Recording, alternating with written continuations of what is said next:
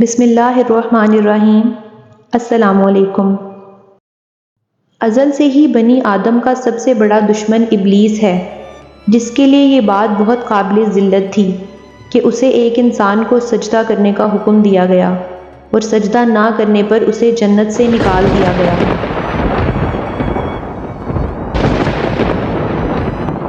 تبھی سے وہ اولاد آدم علیہ السلام کو گمراہ کرنے پر لگا ہے، اور وہ ہر ممکن کوشش کرتا ہے کہ انسان کو بھٹکا دے اور وسوسوں میں ڈالے، یہاں تک کہ اس نے پیغمبروں پر بھی اپنے یہ حربے آزمانے کی کوشش کی۔ ایسا ہی ایک واقعہ حضرت عیسیٰ علیہ السلام اور ابلیس کا ہے، جب شیطان نے حضرت عیسیٰ علیہ السلام کو بھٹکانے کے لیے اور ان کے دل میں وسوسہ ڈالنے کے لیے ہر ممکن حربہ آزما ڈالا۔ یہ واقعہ بائبل کی روایتوں میں بھی ملتا ہے۔ ان روایتوں کے مطابق ایک بار حضرت عیسیٰ علیہ السلام کو بیابان میں ابلیس کے ذریعے آزمایا گیا، جب انہوں نے 40 دن اور 40 راتیں روزہ رکھا، اور اس دوران انہوں نے کچھ نہ کھایا تھا اور نہ پیا تھا۔ شیطان کے لیے یہ ایک طرح سے سنہری موقع تھا کہ وہ پیغمبر الہی کو گمراہ کر سکے۔ وہ حضرت عیسیٰ علیہ السلام کے سامنے آیا، اس نے ایک پتھر حضرت عیسیٰ علیہ السلام کی طرف اچھالا۔ حضرت عیسیٰ علیہ السلام کے ہاتھ میں وہ پتھر آیا تو شیطان کہنے لگا کہ اگر تو واقعی اللہ کا سچا پیغمبر ہے تو اس پتھر کو حکم دے کہ یہ روٹی میں بدل جائے اور اپنی خواہش کو پورا کر لے۔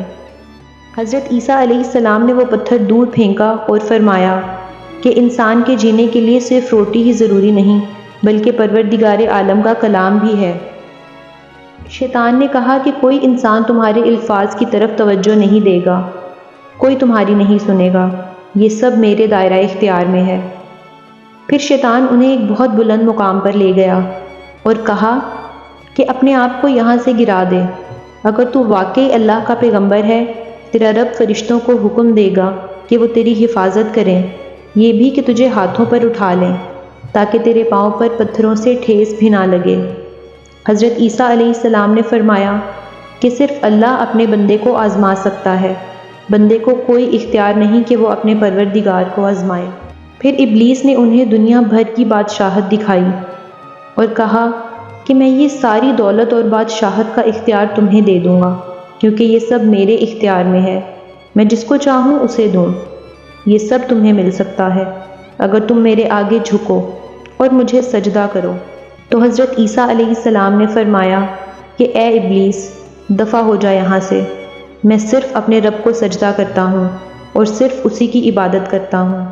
شیطان نے ان 3 الگ طریقوں سے حضرت عیسیٰ علیہ السلام کو گمراہ کرنے کی کوشش کی، پھر شیطان وہاں سے چلا گیا۔ اس واقعہ میں ہم سب کے لیے سبق ہے، اور وہ سبق ہے کہ آزمائشیں پیغمبروں کی بھی ہوئیں، مگر انہوں نے ہر حال میں صرف اللہ پر بھروسہ رکھا اور اسی سے ہی مدد مانگی۔ اسی لیے ہر آزمائش میں صرف اپنے پروردگار عالم پر یقین رکھیں اور اسی سے ہی مدد مانگیں۔